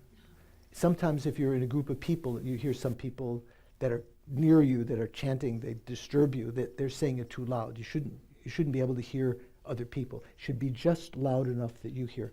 So here it's talking about three preliminaries, basically. It's talking about recitation of the purification mantra of Vajrasattva, which includes a meditation visualization, Vajrasattva on your head, with or without embracing consort, depends on which tantra you're using, reciting the mantra and imagining white light and nectar coming into your body, first going down, purifying, pushing out all the negativities of body. After a certain number of mantras, maybe a whole rosary or just 21, then the nectar coming up, filling up your body, like filling a bottle in the kitchen, that's got some gunk in it. You fill it up to water and then brings it out the top. And then light coming right to your heart chakra, just in your mind, like turning on a light bulb. Imagine your consciousness. If you can do this, this is the best of all of them. This is the one that's most connected with the tantric meditations. Lama Yeshe used to say this is the one that you would do predominantly if you're practicing completion stage, just the one at the heart chakra, light coming there. Imagining, if you have some understanding of emptiness also, realizing the consciousness is empty, it can be all of the past imprints of numberless lives and the future direction of your mind, you can be purifying with this white energy. If you close your eyes now, maybe there's darkness. If you purify your mind with Vajrasattva, maybe you close your eyes, there's whiteness. And then a combination, all three together, down, up, and light, all at one time. So that's one of the one here, and then it says at least do as many hundreds of prostrations as you can while reciting the confession of downfalls. What's the confession of downfalls?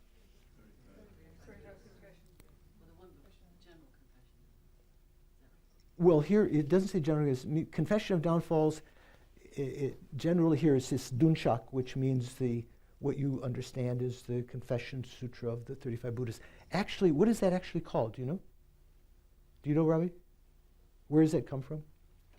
It's actually, sometimes it's called, in the older text, it's called the Sutra of the Three Heaps. Triskanda Sutra. Tri means three. Skanda, like we say, or we say the Sutra of the three skandhas. It comes from the one of the large Mahayana sutras. It comes from, and I can't remember which one it is, I'm sorry. I can find out. One chapter of that is a chapter on morality, and the Buddha, or Manjushri, I think it's Manjushri, is being interrogated by what's his name? Upali. Do you know who Upali is? One of the Buddha's disciples? Who is Upali? Oh, I thought you did. Anyone know who Upali was? So remember we're talking about when the Buddha left home, when we talked about the Jataka tales. I think I mentioned Upali. He was the barber. Remember when Shakyamuni, when Siddhartha becomes Buddha, all of his relatives wanted to come, the noblemen, and they wanted to do the same thing. They went to the stupa where he had left home. They cut off their hair, took their jewelry and clothes, and gave it to the barber who had accompanied them. They thought he would take it back to the Kapilavastu, where they were from, to sort of, they have left like Siddhartha did on this great search. And Upali was very smart. He was a barber, so low caste, right? Not one of the noblemen. And he said, listen, guys, I can't do this because if I go back with your things, they'll think I killed you. Before I get to the gates, they'll kill me. So I'll act as your servant along the way. And they said, oh, okay. The noblemen. And so when they came to the Buddha, they request for ordination. And the Buddha, knowing all of this, ordained Upali first, because in the Sangha, there is the story. Remember the story of the four harmonious friends? Some of you were at the. It depends on seniority. Who is ordained first in the Sangha. So when Upali was ordained first, that meant the other noblemen had to let him sit in the high seat, the best seat. He gets served first. They had to bow to him and so forth. So it was quite fitting. So Upali, who is the foremost in moral discipline. Sorry, did you say something? You told us morality. You did tell us.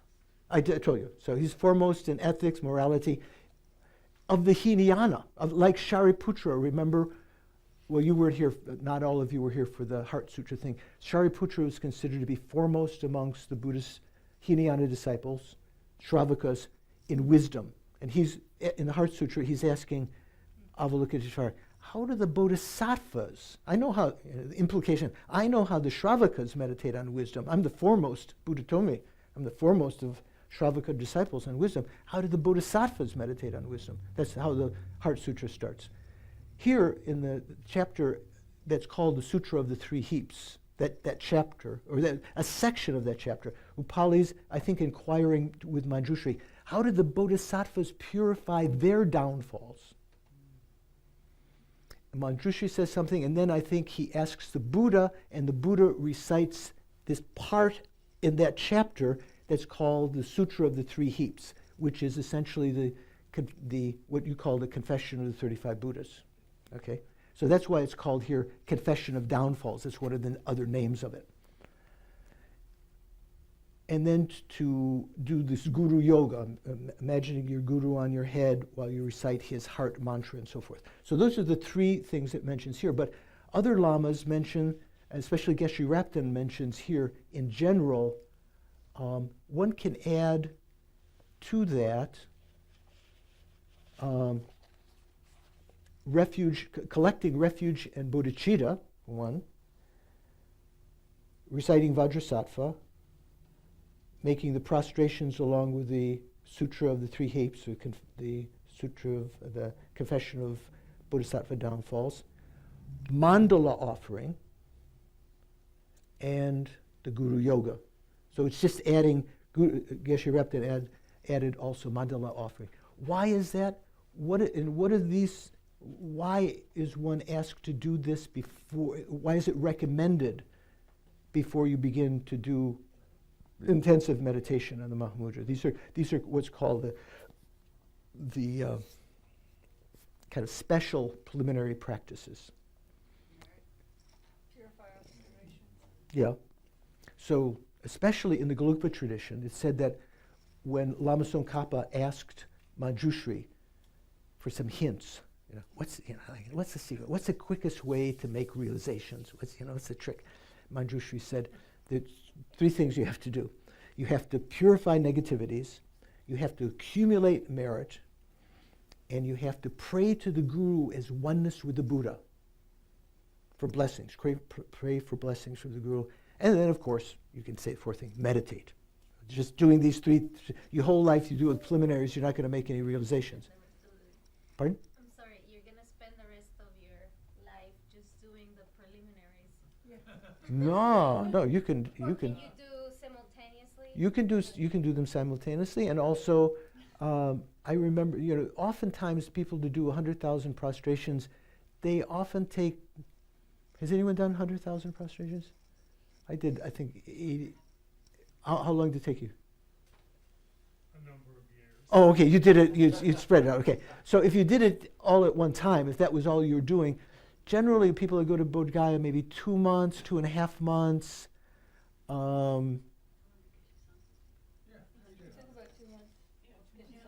Geshe Sampo went. Oh, Geshe Sampo. That's right. Geshe Sampo told me he did. Geshe Pasang at Kopan, who was like the workhorse at Kopan. I don't know if any of you met. Did you know at Kopan, Robbie? Geshe Lama Pasang. So Lama Pasang, he was the one that went shopping, that disciplined the boys. Lama Lundup was the head teacher. Lama Pasang was. One time I mentioned to Lama Yeshe that I had, because I was in charge of buying groceries for the Sangha, the Western Sangha, and I was mentioning how Lama Pasang was in town and he was giving me these orders, and Lama looked at me and said, Lama Pasang is Guru's body, is Buddha's body. And I realized, maybe, just take this aspect of he beat the boys, he built the houses and he did the shopping, but he was maybe emanation of the Buddha. But so at one time, Lama Pasang asked Lama Yeshe, could he take time off to do 100,000 prostrations? And Lama said, no. And then said, Lama Pasang begged, and Lama Yeshe said, you have 1 week. Oh no, 2 weeks, 2 weeks. So he did 100,000 prostrations in 2 weeks, like continually. Like he might sleep for 3 hours and then he was up again. So it's possible. So don't fret, just tell your kids they're not going to see mom. Yeah. Right. Okay. So Lama Tsongkhapa's, Manjushri's advice to Lama Tsongkhapa, to make realizations, you have to eliminate the adverse conditions, which means the negative karmic instincts in your mind that predispose you to negative thoughts, to interruptions in your practice. Maybe you get sick, you get angry easily, or you get sued, or you don't have the fortune to find a place to do retreat, you don't have funds to do retreat. You have to purify that negative karma. Then, just like in growing a field, if you wanted to plant a field, you eliminate the rocks, the stumps, you level the field, and then you have to add some fertilizer to the field, right, before you plant the crops. Generally, you have to make, especially if the field is barren, which our minds are very much barren. Here, barren in the sense of virtue.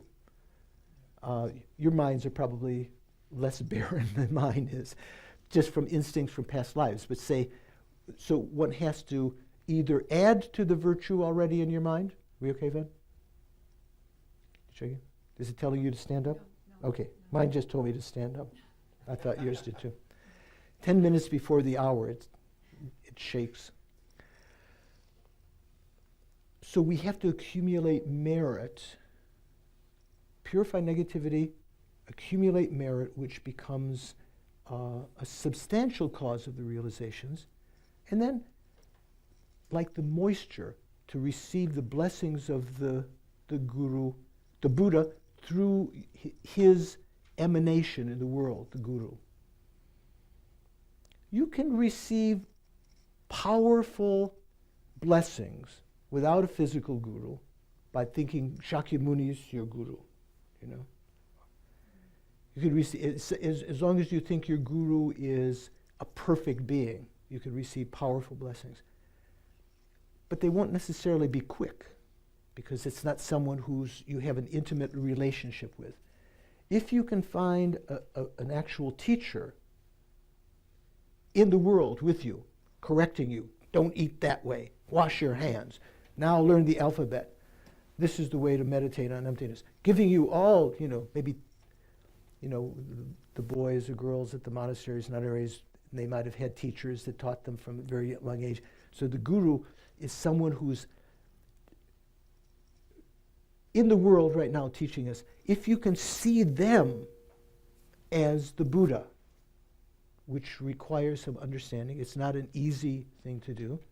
Sometimes people with a lot of faith don't find it difficult, but it is very profound practice, what we call guru. It's called the profound guru yoga, practice of guru devotion. If you can see your present teacher as the Buddha, you not only receive powerful blessings, but rapid blessings in one lifetime. So that's why we do here, to receive the blessings, we're not just thinking Shakyamuni on your head and reciting Shakyamuni's mantra, nectar coming. You receive strong blessings that way. But if you visualize your guru, who you've come to understand as inseparable from the Buddha, from the omniscient mind, and you call upon him or her by reciting their name in Sanskrit. Like my teacher's name, Lama Yeshe, was Muni Jnana. Muni is short for Thubten. Tup means, actually it's Muni Shasana Jnana. Muni Shasana means Thubten in Tibetan, Jnana. So we say, Om A Guru Vajradhara Muni Shasana Jnana Siddhi Hung. That would be Lama Yeshe's name mantra. So Geshe Gelek's, you have to see what his name is. What's his Geshe-la's first name? Do you know? Gelek Chudak. So you'd have to find out the Sanskrit of Gelek, and Chudak. Chudak is Dharmakirti, right? Did you know that? Ch is Dharma. Dak means renowned or Kirti. So it's a famous name of a famous, very many famous pundits in India.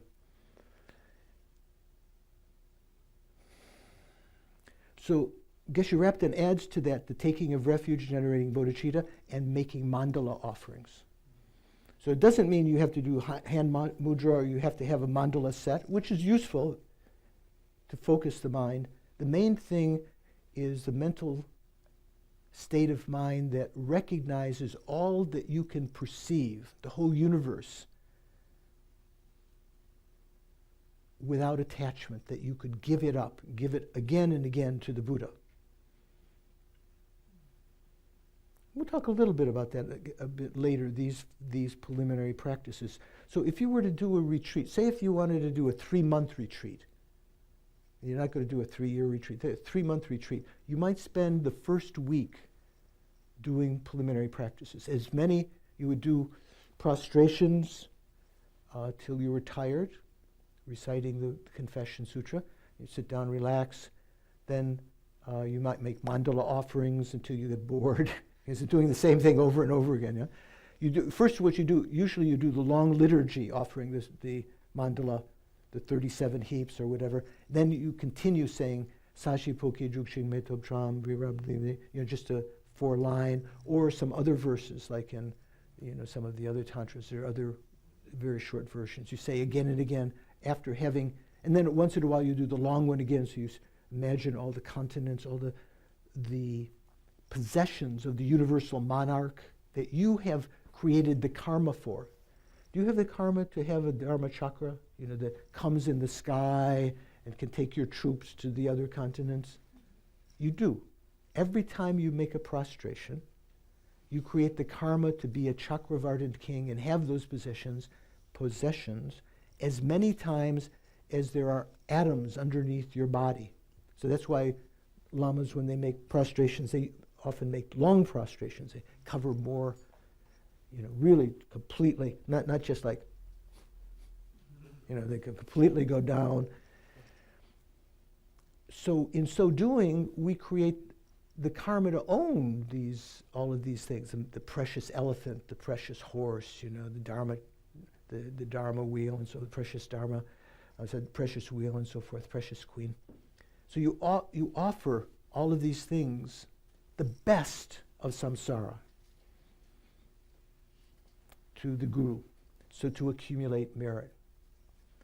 So just for auspiciousness, I'm going to just read a little bit more. We're almost at the end.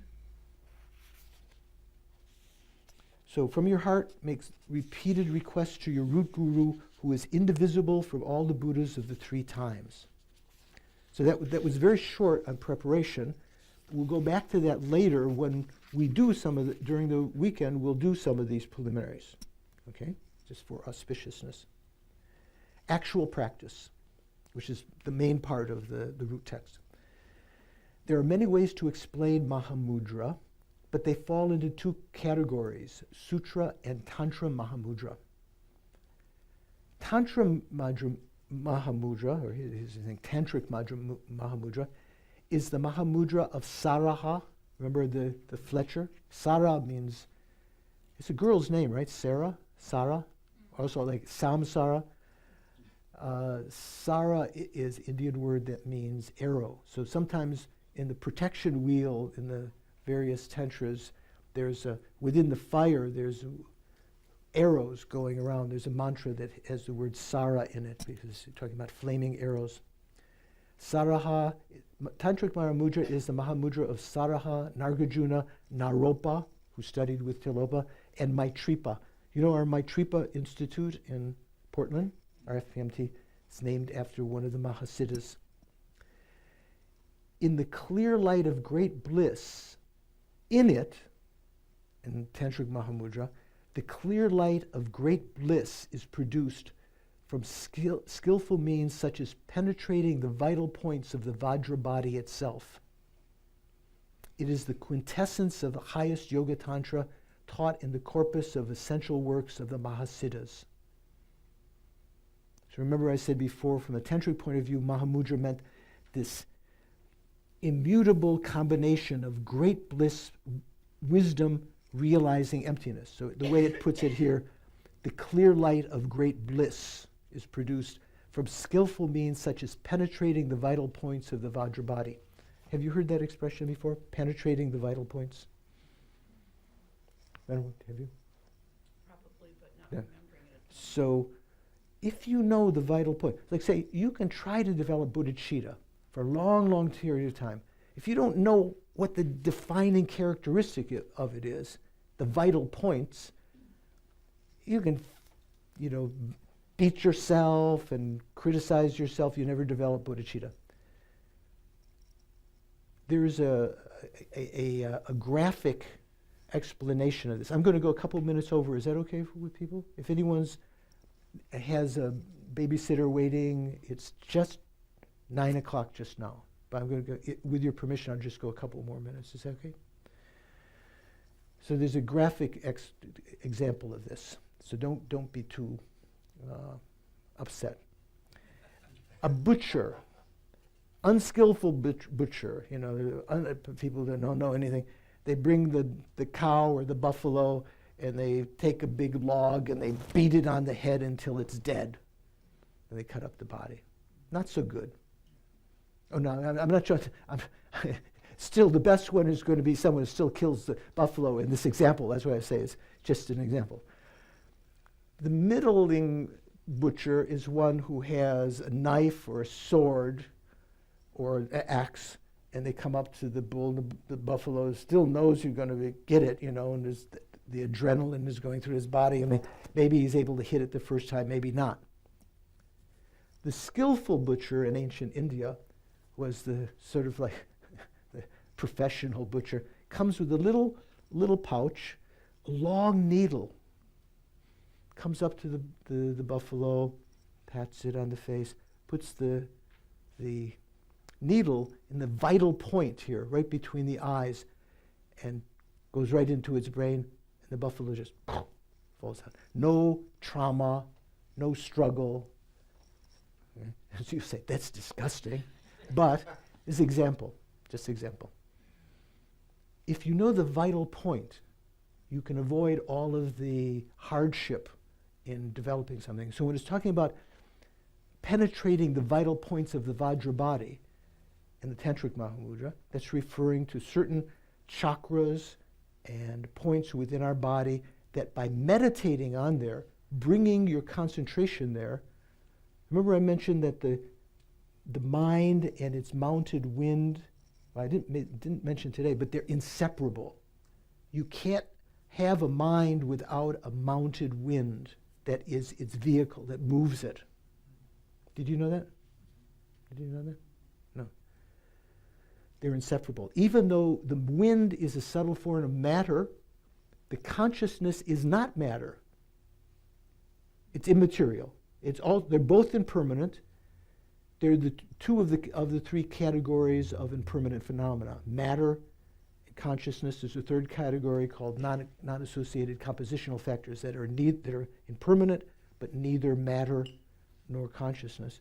So if you bring your mind to a certain place in your body, concentrate like at your navel chakra, that will bring the wind. It's mounted winds there too, and that can cause, that's what's called penetrating the vital point.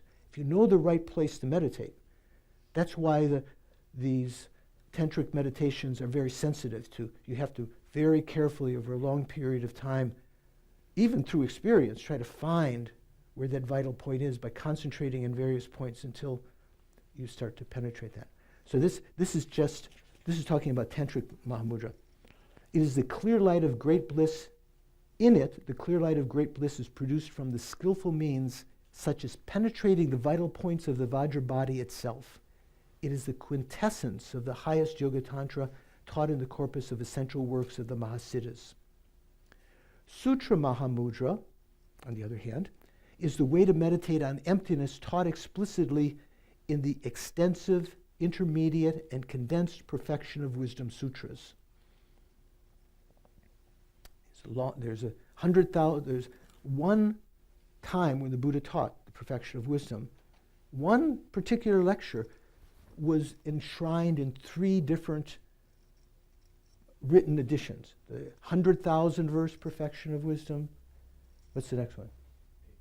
25,000. The short one is the 8,000. The Heart Sutra and other sutras that you have, they are Perfection of Wisdom sutras, but they're not of this triad, this group of 3. So in that great, the 100,000, the 25,000, and the 8,000 verse Perfection of Wisdom Sutra explains how to meditate on emptiness. The Supreme Arya, the superior being who'd realized emptiness, Nagarjuna, has stated that there is no path to liberation other than this, other than realizing emptiness as taught by the Buddha. Here I will give a commentary according to his intention and show how to introduce the nature of the mind, conventional clear light nature of the mind, in accordance with the statements of the lineage gurus. This is page 119. If you happen to have this book just finishing there, we're going to continue next time. Any thoughts? Questions? Okay. So I feel very fortunate to talk about this with people like yourselves who have practiced for a long period of time. Many of you, some of you new, but some of you practiced a long time, have faith in the teachings and are eager to hear. So I feel very fortunate. Having heard these teachings from His Holiness the Dalai Lama and other lamas, try to practice a little bit. I'll try to share with you in the next, tomorrow and Sunday. We'll try to finish the text, give a first coat, painting the wood in your mind of the Mahamudra. You don't expect that you're going to know everything, because I don't know everything, obviously. I mean, even what I think I know is probably, some of it's wrong. But it will act perhaps as a basis for you to continue study. When other lamas teach the Mahamudra, you might be able to go a little more in depth. And the main thing is to put it into practice, because as I said, on the basis of practice, then to delineate the view. You don't have to worry about the view of emptiness right now. main thing is to try to calm the mind and get this understanding and a experience of the clear light nature of the mind, which is an analog of emptiness. It's not ultimate reality. It's a conventional reality, the clear light nature of the mind. But it has certain features in common with emptiness that make that transition to meditating on emptiness seamless. Okay? So with that, let's dedicate whatever little merit or much merit that we've created this evening. Sit comfortably. See if you can recall that calm state of mind after we did the 9-round breathing.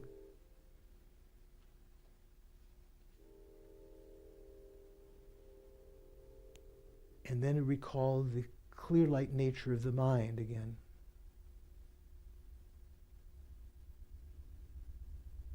Whatever thoughts are in your mind, they're all like birds or clouds within this spaciousness of the mind.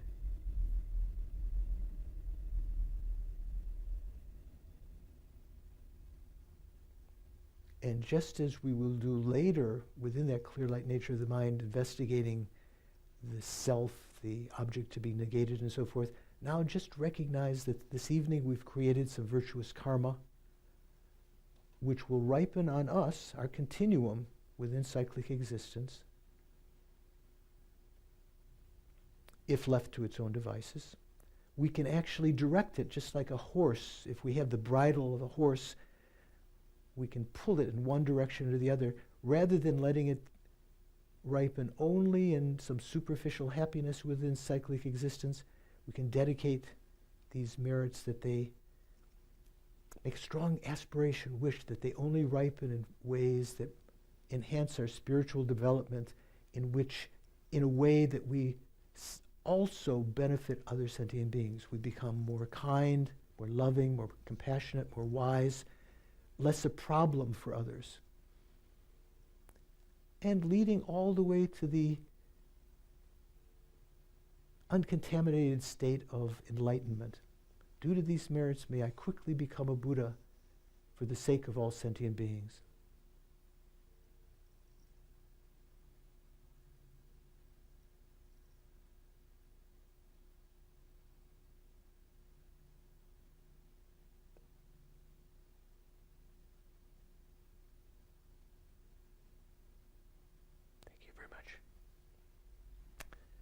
So we'll see you tomorrow, at least those of you who have the time to come. I think, what is it, tomorrow?